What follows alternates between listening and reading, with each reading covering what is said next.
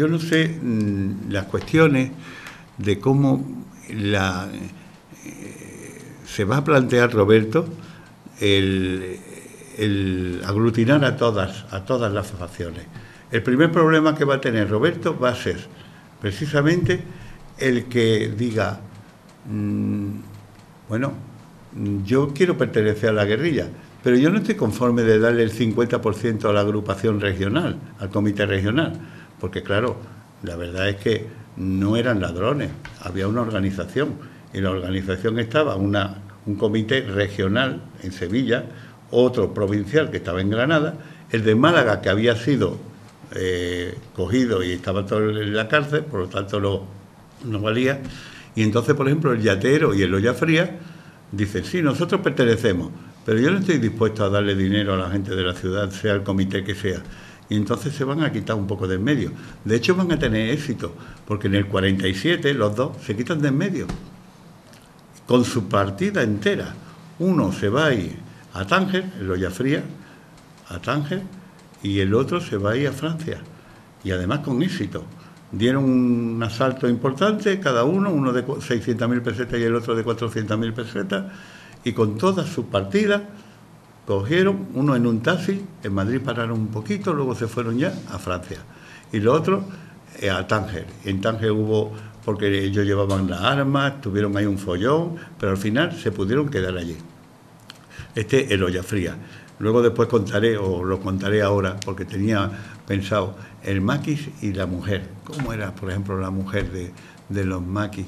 Tuvieron que pasar horrores, porque en mucho tiempo, incluso en la propia cárcel, porque a partir de que viene Limia, en el año 49, octubre del 49, las cosas se van a endurecer tremendamente. Esa muerte, tienen que terminar con ello de la manera que sea.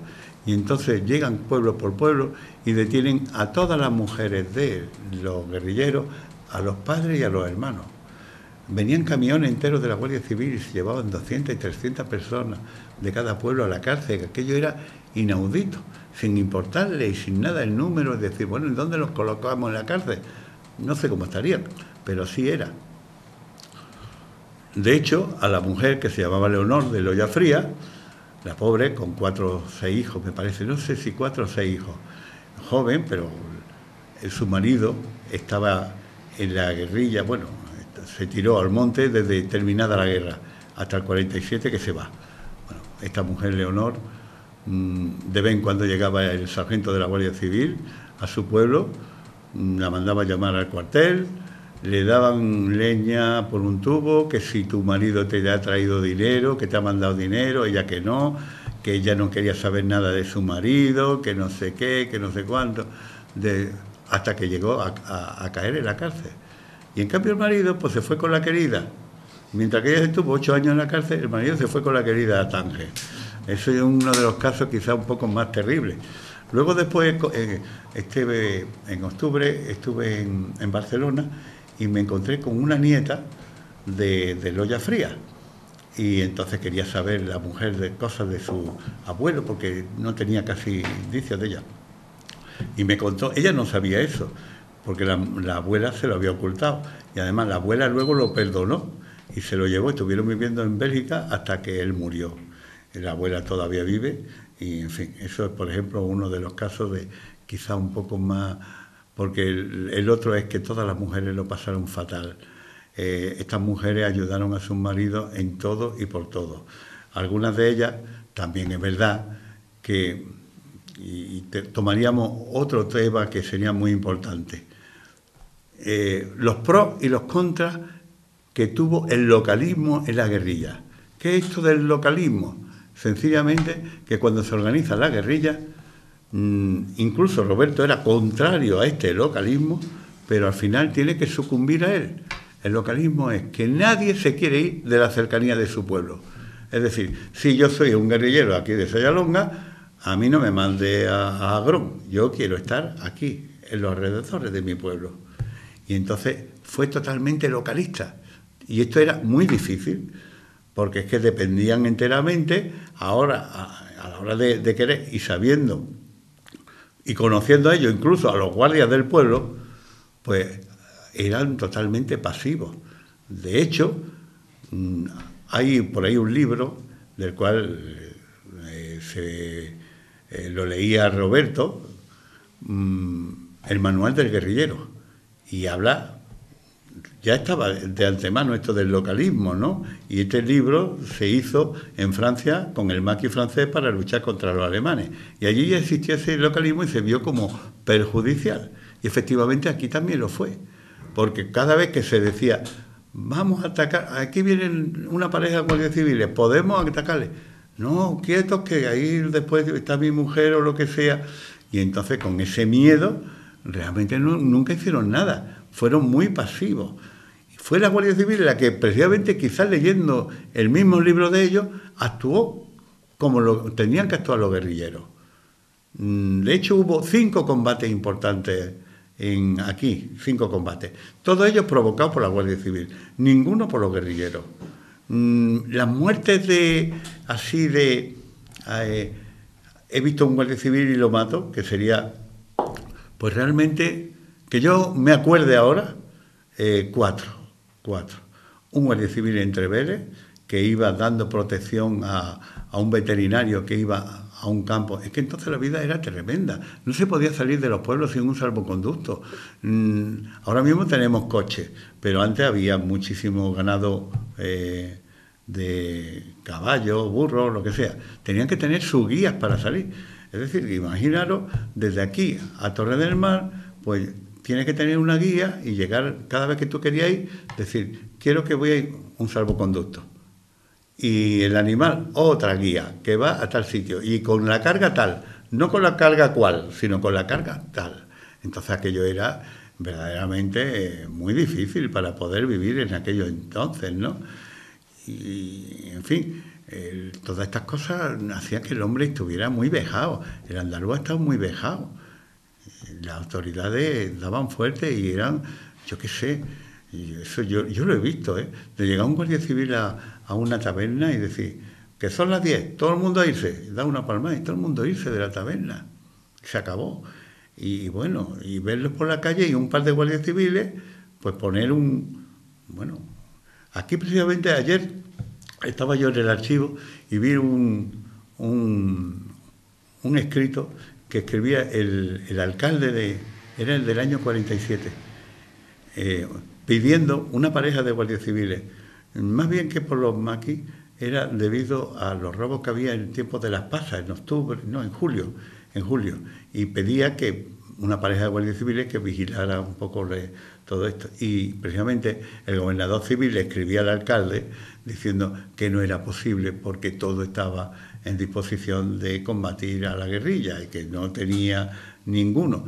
Que sí le iba a escribir al comandante de puestos de cómpeta, porque aquí por lo visto no habría, que dieran bastantes vueltas por aquí, pero entonces todo estaba copado, era algo increíble, ¿no?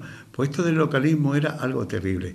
Estaba diciendo, este hombre sale de Trevele y va a un cortijo para esquilmar a unas ovejas y no sé qué.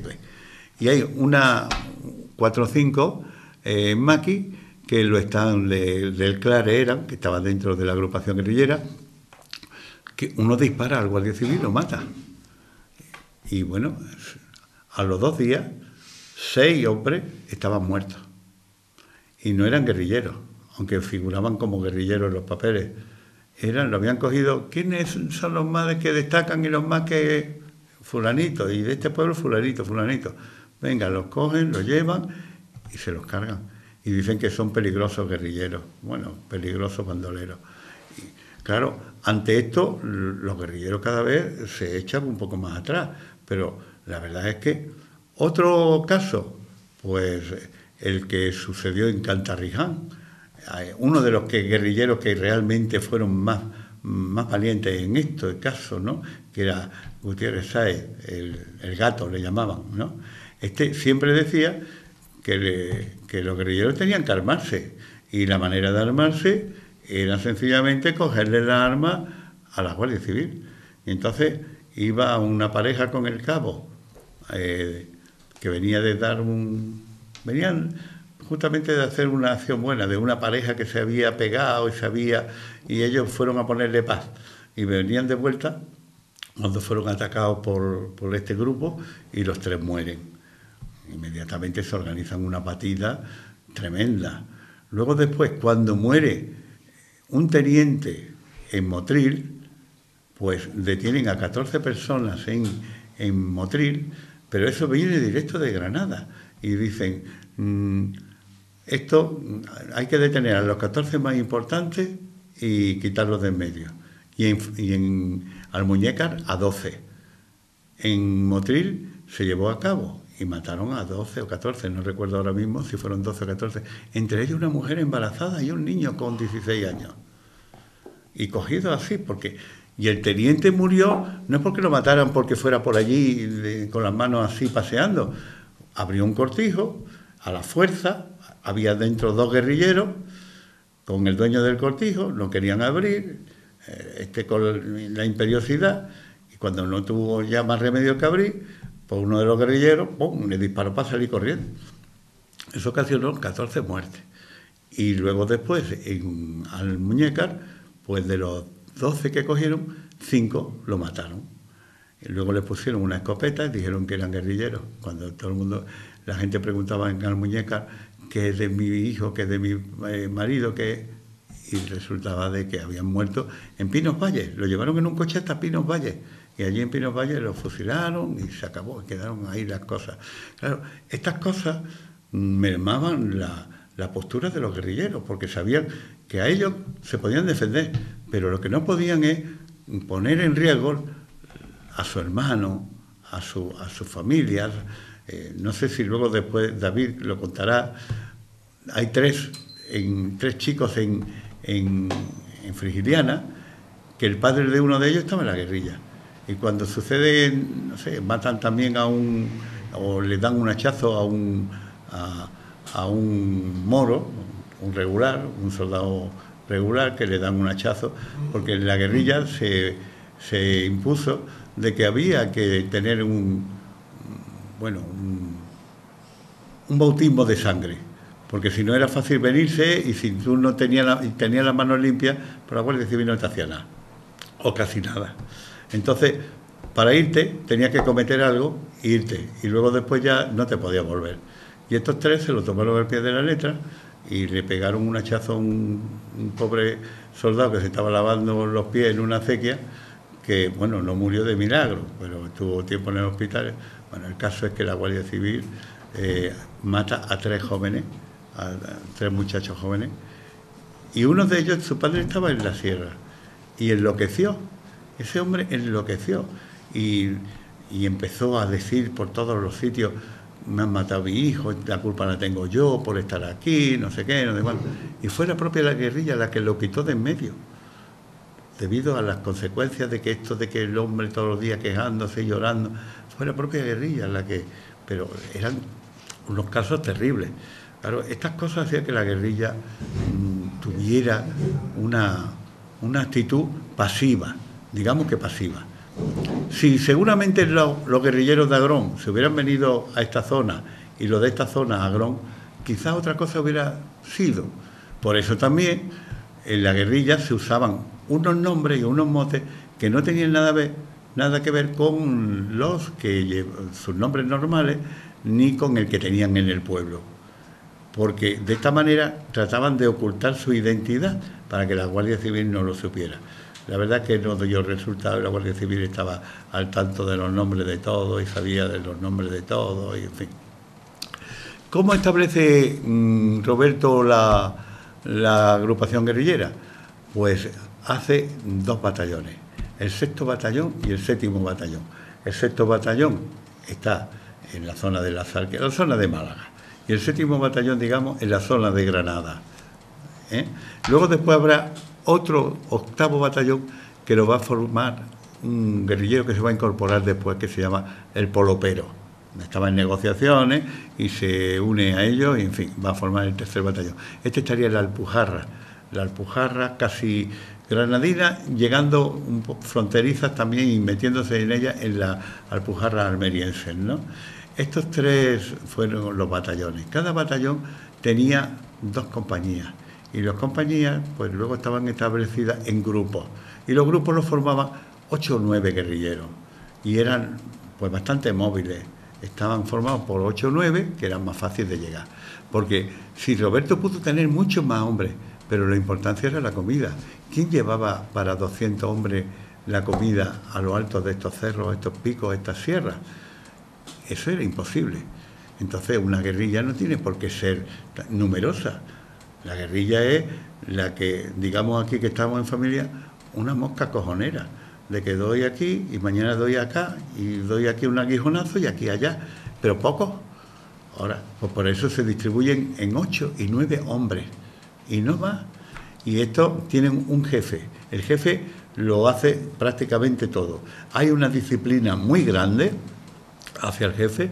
Tienen que llevar y cumplir unas normas bastante fuertes. La comida, el problema de la comida, claro, era fundamental. Y todo, de verdad que en los comienzos hay, digamos, 2 etapas distintas. Los comienzos de la guerrilla, que fueron formidables y que estaban todos imbuidos en un espíritu de que eran fenomenales, de que esto iba para adelante y que estaban bien. Y otra segunda parte en que aquello se desmorona y aquello es como un barco que se va a pique y cada uno quiere salir por donde pueda, ¿no? Pero en los primeros tiempos todo estaba tan bien organizado que precisamente, hombre, si hablábamos de localismo, estábamos diciendo precisamente, si tú tienes un hijo o un hermano o un marido y tu cuñado o lo que sea, está en la sierra y te pide que lleves comida, la vas a llevar. Eso era la principal ventaja del localismo. Si a lo mejor hubieran venido aquí los de Agrón, pues no toca tan de dentro, ¿no? Ahora, si mi hermano está en la sierra, ¿no le voy a llevar comida? Si me la ha pedido. Sí, eso era, pero luego estaba la otra cosa, que ya la hemos hablado anteriormente. Entonces, había un pro y un contra que venció el contra de no pegar fuerte a su enemigo, que era la Guardia Civil, ¿no? Por el que dirán y por las represalias, que eran durísimas, como ya hemos visto, ¿no? Bueno, pues esta situación en un primer tiempo se hizo maravillosamente bien. Estaban los enlaces. Yo calculo que había 5 o 6 enlaces por un guerrillero que hubiera. Así que si luego además se fueron turnando, porque más de 5.000 enlaces cayeron en las manos de la Guardia Civil y fueron a parar a la cárcel. Y se tiraban desde 6 meses a 6 años, dependiendo de cómo fuera o pudiera defenderse él en la cuestión, ¿no? Entonces, los enlaces eran fundamentales, pero tenían que ser secretos. Y para ser secretos, nadie tenía, por ejemplo, acceso a un campamento guerrillero. Los campamentos guerrilleros, nadie que no fuera guerrillero, ya fuera padre o hijo o lo que fuera, no tenía derecho a entrar en ese campamento. Estaba vetado totalmente. ¿Dónde llevaban la comida? Pues la llevaban a un cortijo, en un sitio, en un lugar acordado, ¿no? Y había un encargado que era el que conocía los nombres y el que daba el dinero a esta gente. Los demás no sabían, por si alguno lo cogía de no, fulano, fulano y fulano fueron los que nos servían. No lo sabían, porque había solo un encargado que era el que tenía todos esos nombres y todas esas cuestiones. Por eso digo que dentro de todo estaba muy bien organizado. Luego sí, venían los porteadores. Es decir, los porteadores eran aquella gente que tenían que llevar los sacos, porque realmente, ¿qué era lo que se pedía para la guerrilla? Sacos de habichuelas, sacos de tomate, de pan, de conservas, de pescado inclusive, por aquí, por esta zona. Y esas cosas se depositaban y luego venían los porteadores, que eran 6 u 8, que cogían los sacos y lo llevaban hasta el campamento. Entonces había una salvación. Para esto solamente podía caer, si caía este hombre, el que sabía el nombre secreto de los enlaces, pues resultaba que entonces la cosa iba mal. Y la guerrilla tuvo tan mala suerte que 3 de los más importantes, 3 de ellos, de los más importantes que habían sido en la guerrilla y que Roberto había confiado plenamente en ellos por su capacidad, porque eran 3 tipos muy inteligentes. No olvidemos que la guerrilla, pues la verdad, el 90% eran campesinos. Hubo 3 universitarios. 3 universitarios estuvimos en la guerrilla, ¿eh? Uno fue un médico, que era don Epifanio Gil Tobar, médico de Órgiva, que se vio complicado porque había curado a un par de guerrilleros y temiendo, porque como era tan cruel la Guardia Civil en estos aspectos, temiendo la represalia de la Guardia Civil, terminó por irse a la sierra. Así que tenían su médico. Presumieron mucho, salió en el mundo obrero, en todos lados. Esta guerrilla tenemos hasta un médico. Luego el hombre no respondió a las circunstancias. Primero porque allí no se encontraba bien, ni era su mundo, ni nada. Él también tenía un defecto, era viudo y le había dado por la morfina y era morfinómano. Entonces allí encontraba y me decía un guerrillero, si es que se bebe hasta el alcohol del botiquín, se bebía hasta el alcohol. Había que llevarlo en cuesta porque no tenía fuerza suficiente para ir por los caminos y al final pudo huir y salió huyendo. Tuvo unos cuantos años de cárcel, ¿no?, que le perdonaron. Luego después otro, Lozano Laguna, que no llegó a terminar veterinaria porque le cogió la guerra, pero estaba en 4º de carrera de veterinaria y fue un hombre, era el jefe de la agrupación, pero del batallón, del 7º batallón, el que daba en la zona de Granada, ¿no? Era el jefe de todo ello. Y la gente lo admiraba y quería un montón porque les ponía a los campesinos, a los cortijeros, inyecciones, sabía más o menos, pues un veterinario algunas noticias tenía que tener más que los pobres ellos que estaban ahí. Y encima también de bestias, pues también se las curaba y entonces era una persona que estaba muy bien. Y el tercero, pues era Cabello Gómez Acebo, que también, aunque estuviera en Málaga, fue jefe de la guerrilla y intervino en 2 o 3 asuntos. Por ejemplo, intervino en uno que fue en el cortijo de las monjas de este pueblo, de Periara. Él lo intervino y lo llevó a cabo y estuvo en la operación, que costó a este hombre, Bolaño se llamaba, 100.000 pesetas, que en aquel entonces era mucho dinero.